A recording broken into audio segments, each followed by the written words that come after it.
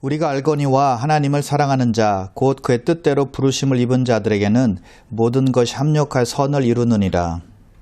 하나님이 미리 아신 자들을 또한 그 아들의 형상을 본받게 하기 위하여 미리 정하셨으니 이는 그로 많은 형제 중에서 맏아들이 되게 하려 하심이니라.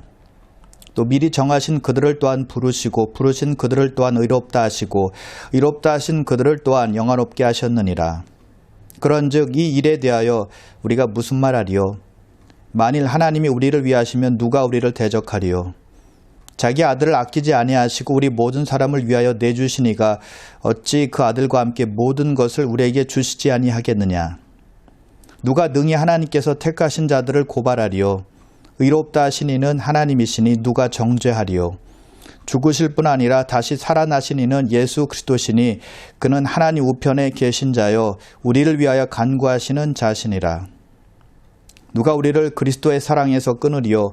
환난이나 곤고나 박해나 기근이나 적신이나 위험이나 칼이랴.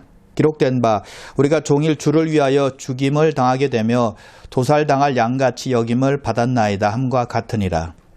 그러나 이 모든 일에 우리를 사랑하시는 이로 말미암아 우리가 넉넉히 이기느니라.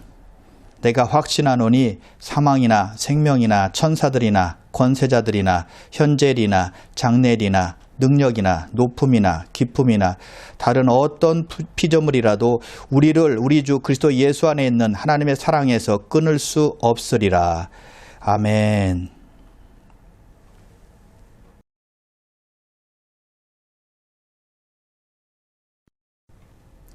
우리 모두는 문제를 가지고 있습니다. 문제가 없는 사람은 한 사람도 없습니다. 그러나 모든 문제가 모든 사람에게 똑같이 영향을 끼치진 않습니다. 왜냐하면 같은 문제라도 각 사람에게 그 문제가 갔을 때 각각 다르게 반응하기 때문이죠. 어떤 사람들은 문제를 만나면 부정적으로 생각하고 부정적인 말을 합니다. 또 어떤 사람들은 더 심하면 비관적으로 생각하고 비관적으로 말을 합니다. 또 어떤 사람들은 화내고 짜증내고 투덜댑니다. 자, 그런데 여러분, 우리 예수 믿는 사람들처럼 긍정적인 사람들이 있을까요? 아무리 어려운 일을 만나도 우리는 긍정적인 말을 하려고 합니다. 긍정적인 생각을 하려고 한다는 것입니다. 이유가 무엇일까요? 성경이 우리에게 위로해 주기 때문입니다. 성경이 우리에게 소망을 주기 때문에 그렇습니다. 오늘 본문이 바로 그것입니다. 우리에게 문제가 다가올 때 긍정적으로 생각할 수밖에 없는 충분한 근거를 준다는 것입니다. 28절을 같이 먼저 보도록 하겠습니다. 우리가 알거니와 하나님을 사랑하는 자, 곧 그의 뜻대로 부르심을 입은 자들에게는 모든 것이 합력하여 선을 이루느니라. 참으로 놀라운 약속의 말씀입니다. 우리는 이 말씀 속에서 큰 위로를 얻습니다. 우리가 문제를 만나지만 문제 속에서 허덕이다가 괴로움 당하다 끝나는 것이 아니라는 것입니다.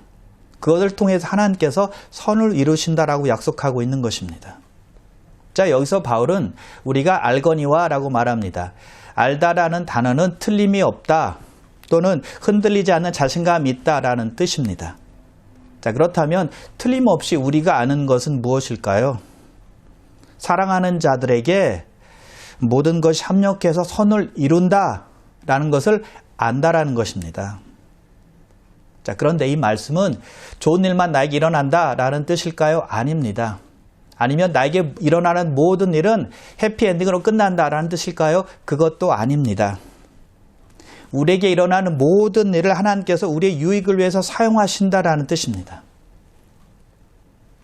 자, 그리고 이 말씀은 특별히 하나님을 사랑하는 자들에게 주시는 말씀이에요. 하나님을 사랑하는 자들에게 모든 것이 합력해서 선을 이룬다라고 말씀하고 있기 때문이죠. 여러분 생각해 보세요.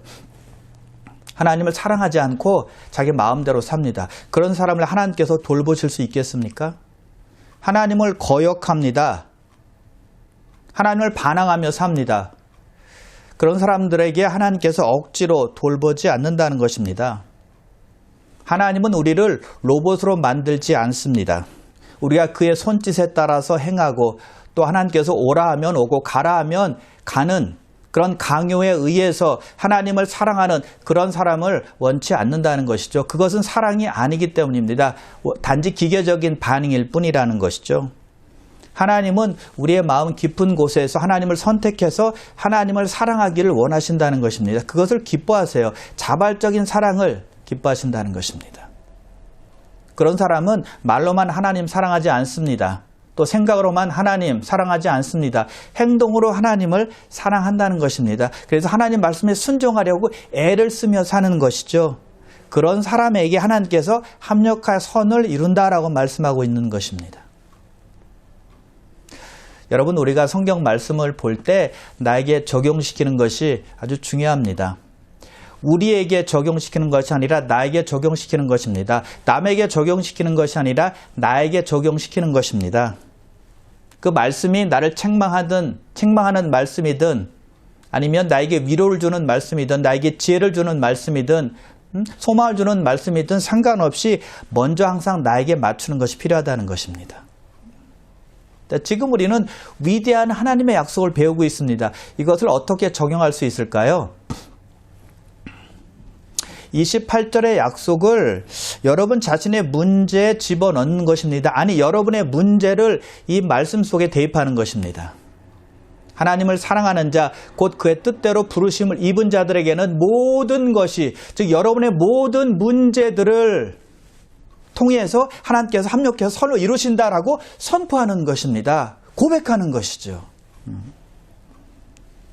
그 문제가 여러분의 질병일 수도 있고 아니면 경제적인 어려움일 수도 있고 아니면 앞날을 모르는 불안감, 두려움이 있을 수도 있을 것입니다. 여러 가지가 있을 텐데 여러분이 현재 겪고 있는 어려움이나 고난을 이 구절에 대입해 보는 것입니다. 왜냐하면 우리 하나님은 우리의 문제나 우리의 실수나 우리의 아픔이나 우리의 고난이나 우리의 괴로움을 다 사용해서 선을 이루시기 때문입니다. 모든 문제들을 다 조합해서 선을 이루신다는 것입니다. 예를 들어 여러분이 좋아하는 케이크가 있다고 생각해 보십시오. 그 케이크를 만들려면 여러 가지 재료들을 넣어야만 합니다. 뭐 예를 들어 밀가루, 뭐 설탕, 또 계란 이런 것들이 들어가겠죠. 그 외에 여러 가지가 들어갈 것입니다. 여러 가지를 혼합해서 섞은 다음에 열을 가합니다. 그러면 맛있는 케이크가 완성이 되는 것입니다. 그런데 각각의 재료들은 따로 먹을 수 없습니다. 그러나 그것이 혼합되어져서 열을 가했을 때 그때 완성된 케이크를 먹을 때 우리는 맛있게 먹을 수가 있다는 것이죠. 마찬가지로 하나님께서는 우리 삶 속에서 생기는 모든 힘든 것, 아픈 것, 고난받는 것, 고통당하는 것, 괴로운 것, 슬픈 것들을 다 혼합해서 하나님을 사랑하는 자들을 위해서 합력해서 선을 이루신다는 것입니다. 그래서 여러분, 우리의 어려움 속에는 다 목적이 있습니다. 우리가 걸어가는 인생에서 만나는 모든 일들은 하나님의 선하신 목적들이 다 있다는 것입니다. 우연한 것은 하나도 없다는 것입니다. 좋게 보이는 것뿐만이 아니라 나쁘게 보이는 것들까지도 합력해서 선을 이루신다는 거예요. 특별한 것들만이 아닙니다. 모든 것을 통해서 선을 행하신다는 약속이시죠. 지금 우리가 경험하는 모든 것들을 말하는 것입니다. 그래서 여러분, 이 구절이 우리에게 소망이 되고 힘이 되는 것입니다. 위로가 되는 것이죠. 그래서 시련 속에서도 우리가 참을 수 있는 것입니다. 고난 속에서도 견디고 버틸 수 있다는 것이죠.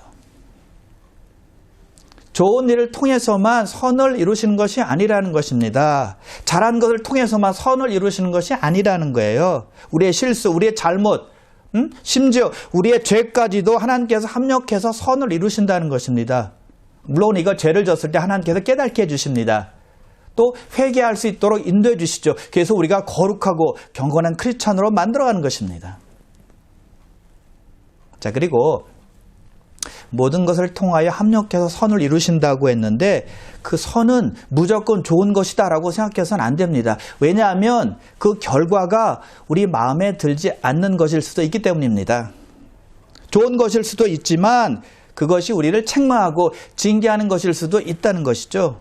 왜요? 그래야 우리가 거룩하고 또 경건한 크리스찬으로 만들어지기 때문입니다. 그것 또한 축복이라는 것이죠. 그리고 우리가 알아야 되는 것은 하나님께서 모든 것을 합력해서 선을 이루시지만 그것을 지금 당장 우리가 보지 못할 수도 있다는 것입니다. 우리의 살아생전에 그 결과를 보지 못할 수도 있다는 것이죠. 그러나 하나님의 때, 하나님께서 정확한 시간에 하나님 타이밍에 이루어진다는 걸 알아야 됩니다. 자, 이 구절을 잘 설명하는 구약의 이야기가 있습니다. 야곱의 스토리입니다. 야곱은 어린 시절에 잘못했던 것을 성인이 되었을 때 고스란히 다 받게 되었습니다. 심은 대로 거두게 되었다는 것이죠. 먼저 그의 딸 디나가 있었는데 세겜 추장에게 강간을 당합니다. 이방인에게 그런 모욕을 당한 것입니다. 그러자 두 아들이 가만히 있지 않았습니다. 시므온과 레위가 칼을 차고 그 세겜 족속에 가서 남자들을 다 죽입니다. 이것이 야곱을 굉장히 힘들게 했습니다.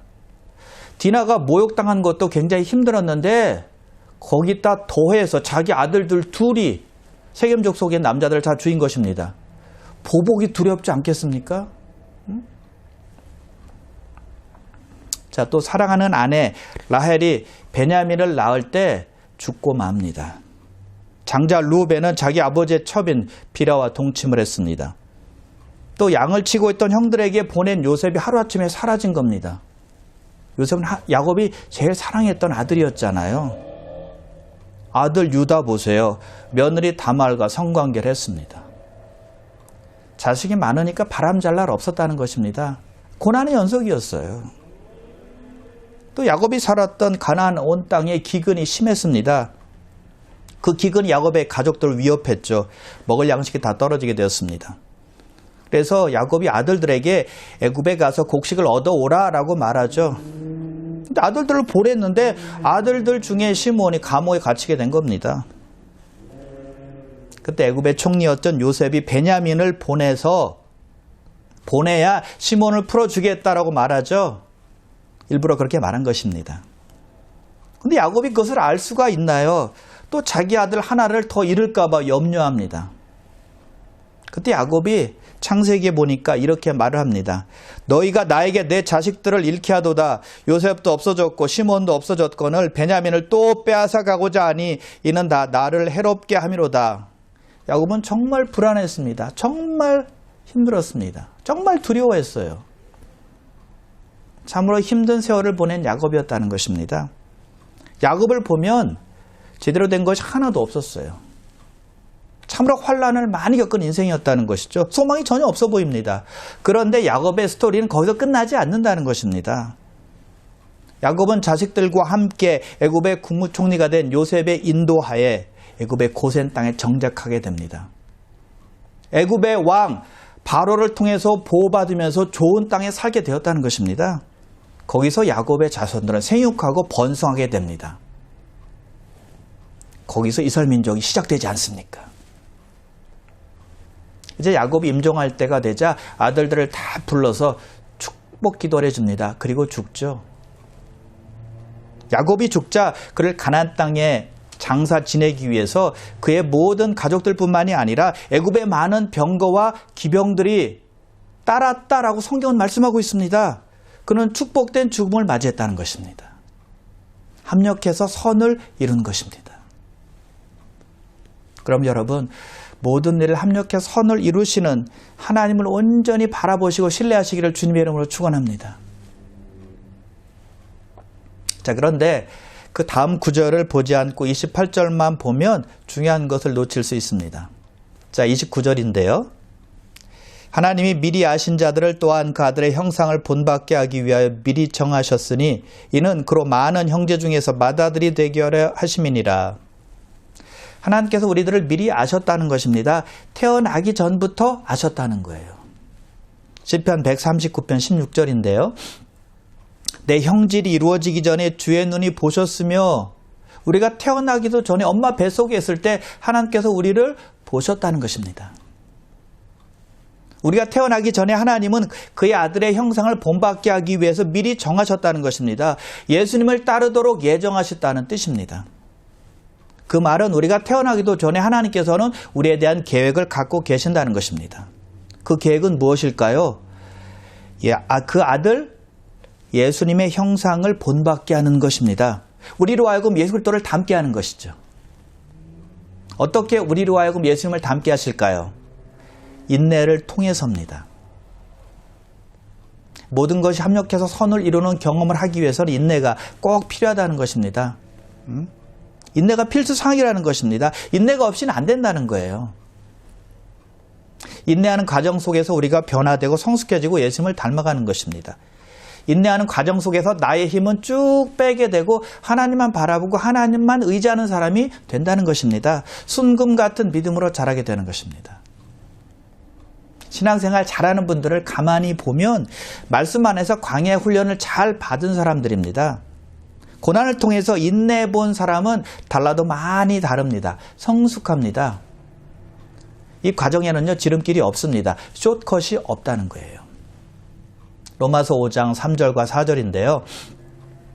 환난은 인내를, 인내는 연단을, 연단은 소망을 이루는 줄 알미로다. 힘들고 어려울 때 인내하면 소망을 이루게 된다는 거예요. 대충 해서 모래 위에 집을 지으면 뭐 하겠습니까? 무너지는 것은 시간 문제입니다.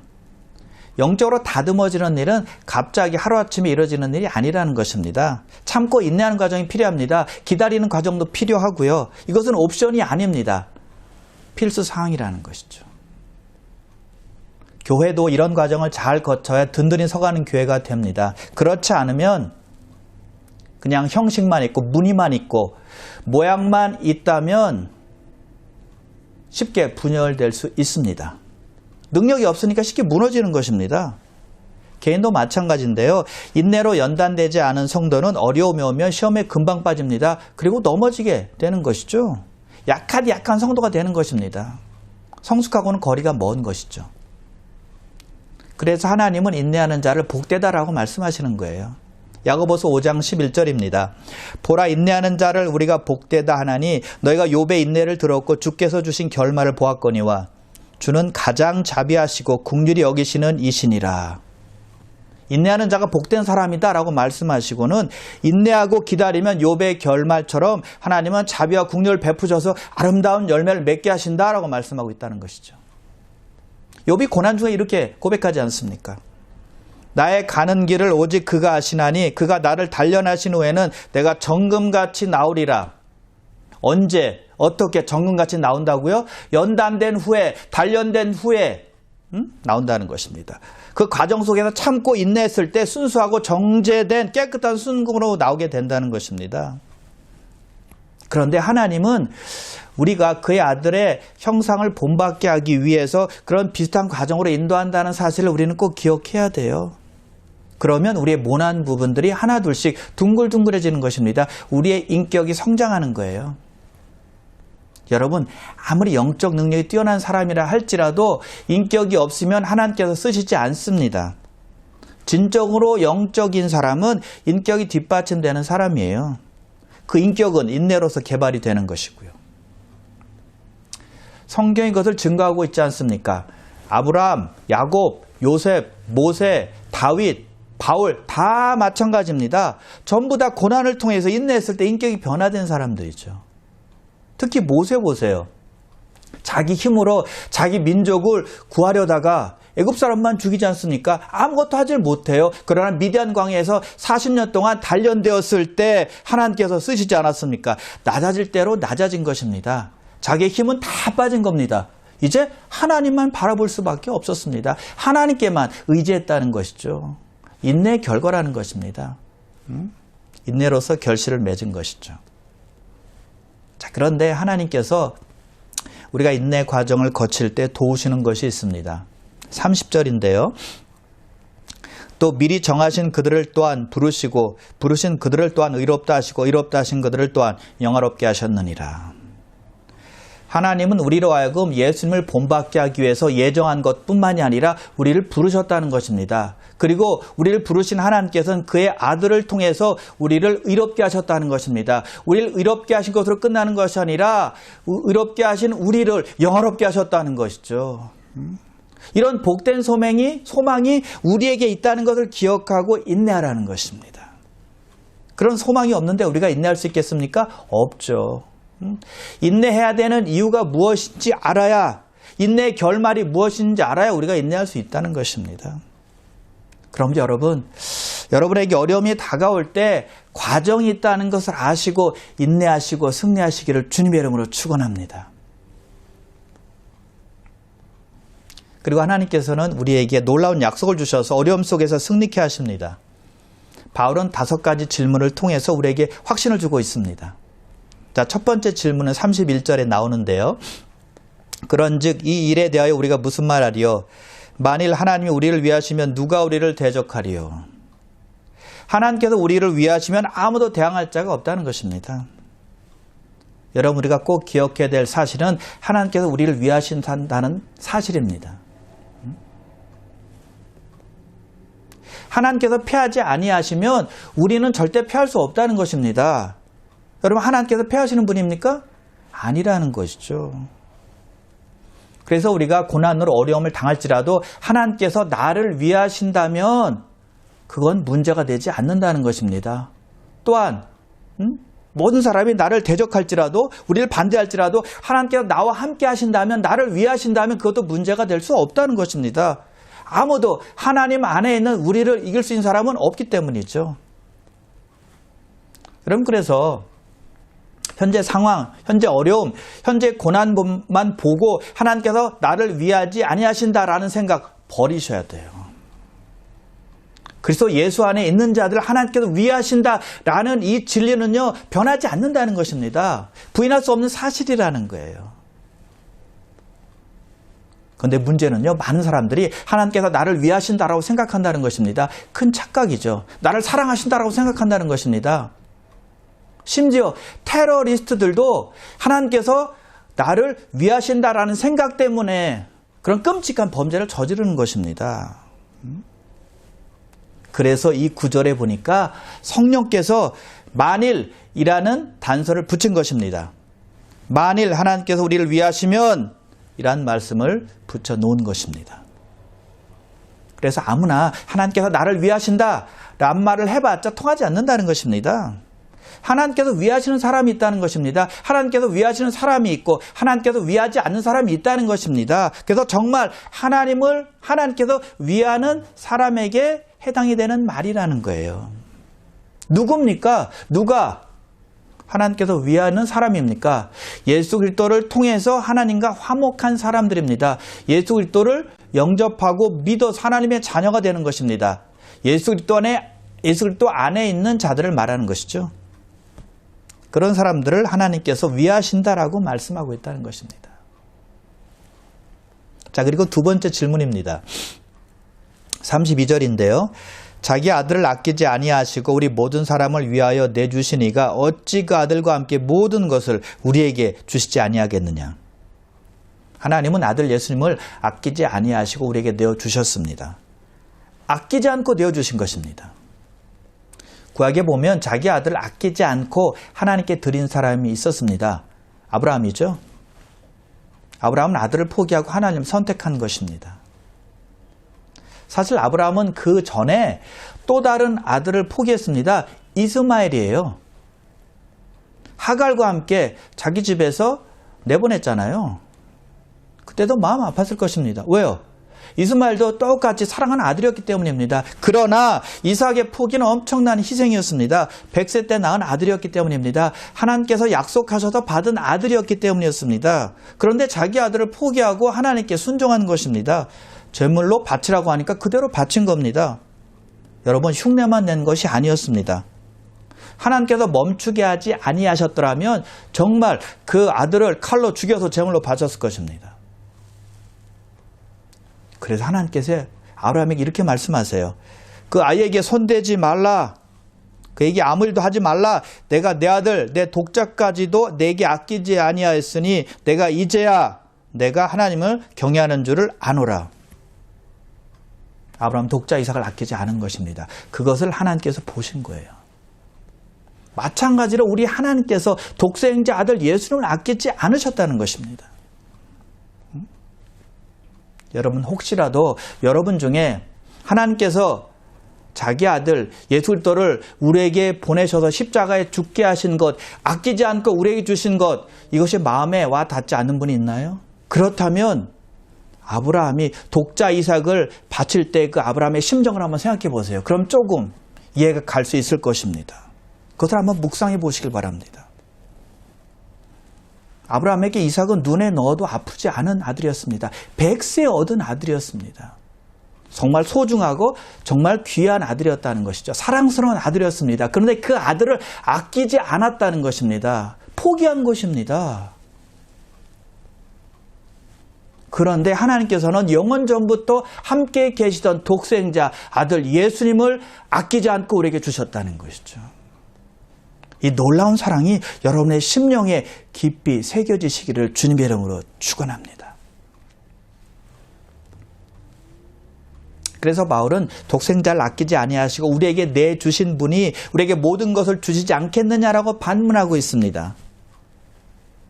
하나님께서 아들 예수님을 아끼지 아니하시고 우리에게 주셨다는 말은 우리에게 모든 것을 주실 정도로 우리를 사랑하신다는 말이 되는 것입니다. 하나님은 우리의 가장 큰 문제인 죄 문제를 해결하시기 위해서 예수님을 보내셔서 십자가에 달리게 하시고 죽게 하셨습니다. 그렇다면 우리가 가지고 있는 다른 문제들은 거기에 비하면 아무것도 아닙니다. 아주 사소한 것들이라는 것이죠. 엄청난 문제를 해결해 주셨는데 다른 사소한 문제들을 해결해 주시지 않겠습니까? 해결해 주신다는 것입니다. 아멘. 그래서 시편 기자가 이렇게 말합니다. 여호와 하나님은 해요 방패이시라. 여호와께서 은혜와 영화를 주시며 정직하게 행하는 자에게 좋은 것을 아끼지 아니할 것임이니이다. 하나님께서 우리에게 은혜와 영화를 주시고 특별히 정직하고 바르게 사는 자들에게 좋은 것으로 주지 않겠느냐, 아끼겠느냐라고 말씀한다는 것입니다. 그러므로 여러분 어떠한 상황 속에서도 두려워하지 마십시오. 가장 귀한 아들을 내주신 이가 여러분들을 진정 평강으로 이끌어 주실 것입니다. 가장 큰 죄 문제도 해결해 주신 분이 다른 문제도 해결해 주실 걸 믿으시기를 바랍니다. 세 번째 질문입니다. 33절인데요. 누가 능히 하나님께서 택하신 자들을 고발하리요 의롭다 하신 이는 하나님이시니라. 요한계시록 12장에 보면 사탄 마귀를 성경은 이렇게 표현하고 있습니다. 하나님 앞에서 형제들을 밤낮 참소하는 자. 우리가 죄를 지으면 하나님께 우리를 고발하는 자가 바로 사탄이라는 것입니다. 참소하는 자가 바로 사탄이라는 거예요. 여러분, 하나님 앞에서 욥은 이런 사람이 아니다라고 비난했던 자가 누군지 아십니까? 사탄이었어요. 그러나 사탄도 우리에게 구원이 없다 하면서 우리를 대적할 수 있습니까? 없습니다. 절대 없다는 것이죠. 왜요? 의롭다고 말씀하신 분은 하나님이시기 때문입니다. 하나님께서 의롭다고 말씀하셨는데 누가 감히 그 사실을, 그 말씀을 바꿀 수 있겠습니까? 아무도 없다는 것이죠. 마귀는 우리의 구원을 막으려고 했지만 예수 그리스도의 십자가의 죽음을 막을 수는 없었습니다. 하나님께서 예수님의 속죄 사역을 받으셨습니다. 부활이 그친 거잖아요. 자, 네 번째 질문입니다. 34절인데요. 누가 정죄하리요 죽으실 뿐 아니라 다시 살아나신 이는 그리스도 예수시니 그는 하나님 우편에 계신 자요 우리를 위하여 간구하시는 자신이라. 여러분, 사탄이 하는 말이 있습니다. 우리가 죄를 지으면 하나님께 우리를 죄 있는 사람이다 라고 고발하는 거예요. 정죄하는 것입니다. 그래서 우리의 구원을 빼앗아가려고 합니다. 여러분, 하늘에 있는 법정이라고 생각해 보십시오. 재판장은 하나님이십니다. 사탄은 우리를 고소하는 검사고요. 사탄이 하나님께 이렇게 말합니다. 하나님, 이 사람이 행한 것을 한번 보십시오. 잘한 것 아무것도 없습니다. 이 사람을 천국으로 들여보내서는 안 됩니다. 이렇게 말합니다. 그런데 그 옆에 있던 변호사가 한 분 계십니다. 누굽니까? 우리 예수님이세요. 예수님께서 우리를 하나님께 이렇게 변호하십니다. 하나님, 제가 십자가에서 이 사람의 죄를 위해서 죽었습니다. 이 사람의 죄는 다 사해졌습니다. 할렐루야. 그래서 바울이 예수님께서 우리를 위해서 간구하시는 자신이라고 말한 것입니다. 예수님께서 우리를 변호하신다는 것이죠. 요한일서 2장 1절에서도 이렇게 말씀하고 있습니다. 만일 누가 죄를 범하여도 아버지 앞에서 우리에게 대언자가 있으니 곧 의로우신 예수 그리스도시라. 우리 대신에 하나님께 말씀해 주는 대언자가 있다는 것입니다. 우리를 변호해 주는 분이 있다는 것입니다. 누굽니까? 예수 그리스도시라는 것이죠. 그래서 예수님께서 우리를 위해서 간구해 주신다라고 성경은 말씀하고 있는 것입니다. 자, 그리고 마지막 다섯 번째 질문인데요. 35절과 36절입니다. 누가 우리를 그리스도의 사랑에서 끊으리요? 환난이나 곤고나 박해나 기근이나 적신이나 위험이나 칼이랴. 기록된 바 우리가 종일 주를 위하여 죽임을 당하게 되며 도살당할 양같이 여김을 받았나이다. 함과 같으니라. 바울은 우리가 당할 수 있는 모든 어려움과 환난에 대해서 말합니다. 환난, 곤고, 박해, 기근, 적신, 위험, 그리고 칼. 자, 그런데 우리가 이런 엄청난 환난들을 당해도 하나님의 사랑에서 우리를 끊을 수 없다는 것입니다. 우리의 구원은 없어지지 않는다는 것입니다. 우리의 영혼은 안전하다는 거예요.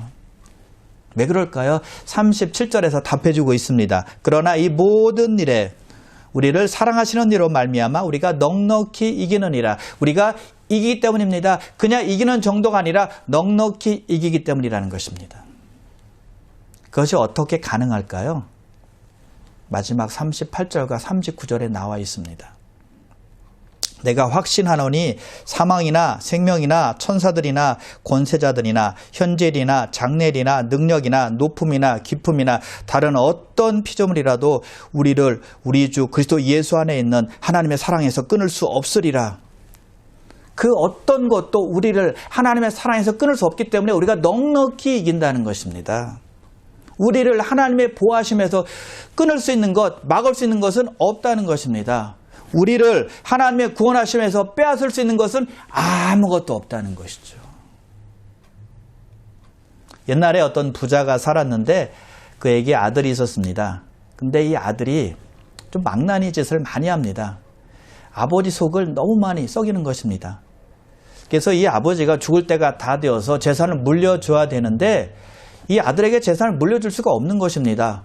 물려줬다가는 재산을 다 탕진할 것 같은 겁니다. 그래서 할 수 없이 자기를 평생 따르고 충성했던 종에게 자기의 모든 재산을 물려주기로 결심을 합니다. 이제 아버지가 서류 작성을 다 합니다. 사인하기 바로 직전에 아들을 부릅니다. 아들아, 너는 내 아들이기 때문에 너에게 재산을 다 남겨주지는 못한다. 그러나 내 종에게 다 내 재산을 남겨줄 텐데 너는 그 재산 중에 하나만 선택하거라 라고 하자 아들이 이렇게 말합니다.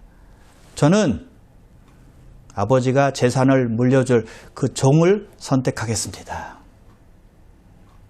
아들은 지혜로운 판단을 했죠. 우리가 예수 그리스도를 소유할 때 모든 것을 소유할 수 있음을 믿으시길 바랍니다.